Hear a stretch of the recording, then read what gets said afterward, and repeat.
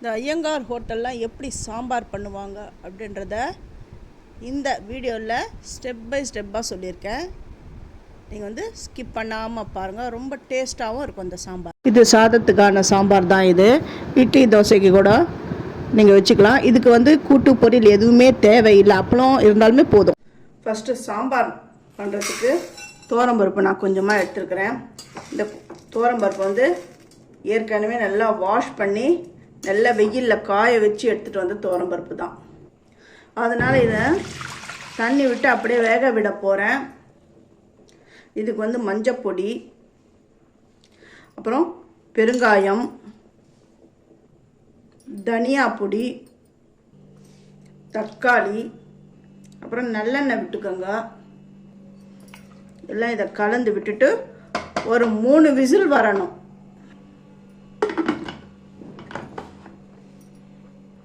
மூடிட்டேன். ஒரு 3 விசில் வரட்டும். புளியை வந்து ஒரு சின்ன கொட்டைப்பாக்கு அளவு தான் சேர்க்கணும். ஏன்னா மாங்காய் சேர்க்க போகிறேன், அதனால கொஞ்சமாக தான், ஒரு கொட்டைப்பாக்கு அளவு புளி சேர்த்தா போதும்.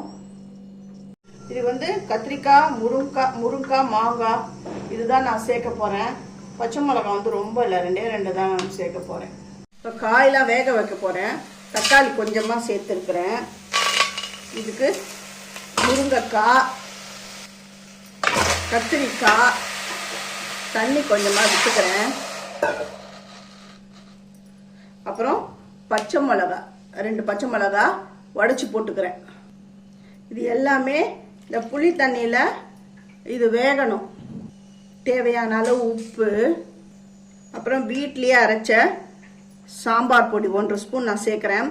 இந்த சாம்பார் பொடி எப்படி அரைக்கணும் அப்படின்றதெல்லாம் என்னுடைய சேது சித்ரா கிச்சன் வீடியோவில் நான் ஆல்ரெடி அப்லோட் பண்ணிட்டேன். நீங்கள் போய் பாருங்க, செக் பண்ணி பாருங்க.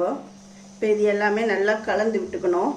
தேவையான அளவு தண்ணி கொஞ்சம் விட்டுக்கணும். இது நல்லா வேகட்டும். இப்போ வெறும் கடாயில் இந்த தேங்காய் துருவல் ஒரு 2 ஸ்பூன் தான் நான் போட்டிருக்கேன். இதை வந்து நல்லா செவக்க வறுக்கணும். அந்த ஈரப்பசெல்லாம் போகிற அளவுக்கு வறுத்துக்கணும்.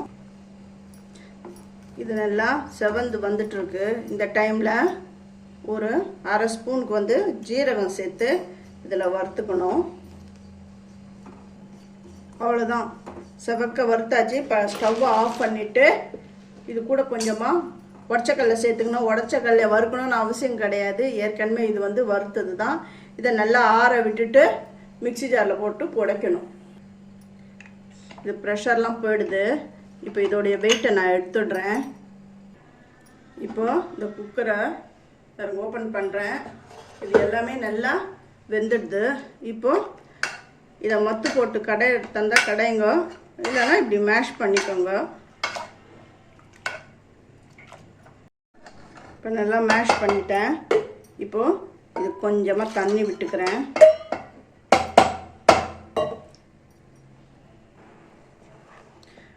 நல்லா இந்த சாஃப்டாக காயெல்லாம் நல்லா வெந்துடுச்சு.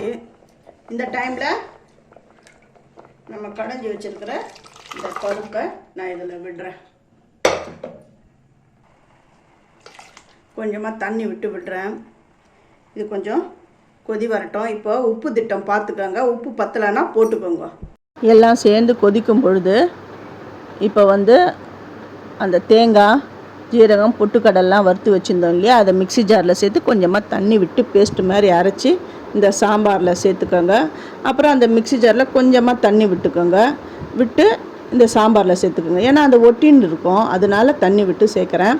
கடைசியில் இந்த மாங்காய் துண்டங்கள் போட்டு கொத்தமல்லி தழைகளை தூவிட்டு சும்மா ஒரு சின்ன துண்டு வெல்லத்தை சேருங்க. இப்போ வந்து தாளிக்கணும். எண்ணெய் விட்டுருக்கேன். கடுகு, வெந்தயம், 2 வரமிளகாவை கிள்ளி போட்டிருக்கேன். அப்புறமா கருவேப்பிலை, இது எல்லாம் சேர்த்து நல்லா வறுபட்ட உடனே இந்த சாம்பாரில் சேர்த்துடுறேன். கடைசியில் கருவேப்பிலையை கொஞ்சம் பச்சை கருவேப்பிலையும் சேர்க்குறேன். ரொம்ப நல்லாயிருக்கும் இந்த சாம்பார்.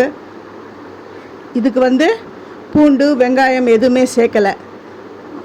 இந்த மாதிரி சாம்பார் வந்து இன்னும் அட்டகாசமாக இருக்கும். இதெல்லாம் சேர்க்கலையே சாம்பார் நல்லா இருக்கும். இருக்காது அப்படின்றதெல்லாம் கிடையாது. ஹோட்டலில் வந்து இந்த மாதிரி மெத்தட்லாம், அதுவும் ஐயங்கார் ஹோட்டலில் அப்படி பண்ணுறாங்க. அவ்வளோ சூப்பராக இருந்தது இதுக்கு வந்து அப்பளம், ஊறுகாய், இந்த மாதிரி வத்தல். நான் வந்து கொத்தவரங்காய் வத்தல் தான் நான் செஞ்சு வச்சுருக்கேன். ரொம்ப அட்டகாசமாக இருந்தது. இதுக்கு வந்து கூட்டு பொரியல் கூட தேவை கிடையாது. இதை வச்சு சாப்பிட்டாலுமே, அதுவும் நெய் விட்டு சாப்பிட்டா ரொம்ப அட்டகாசமாக இருக்கும். ஃபஸ்ட்டு என்னுடைய வீடியோ பார்க்குறவங்க சப்ஸ்கிரைப் பண்ணலைன்னா சப்ஸ்கிரைப் பண்ணுங்கள், ஆல்ன்ற ஆப்ஷனை தொடுங்க. அப்போ தான் நான் போகிற ஒரு வீடியோவுடைய நோட்டிஃபிகேஷனும் உங்களுக்கு காட்டும். உங்களுக்கு பிடிச்சிருந்தா உங்கள் ஃப்ரெண்ட்ஸுக்கும் நீங்கள் ஷேர் பண்ணுங்கள், லைக் பண்ணுங்கள், ஹைப் பண்ணுங்கள். முக்கியமாக எப்படி இருந்ததுன்னு எனக்கு கமெண்ட் பண்ணுங்கள். சூப்பரான ஐயர் ஹோட்டல் சாம்பார் ரெடி ஆகிடுது. தேங்க்யூ.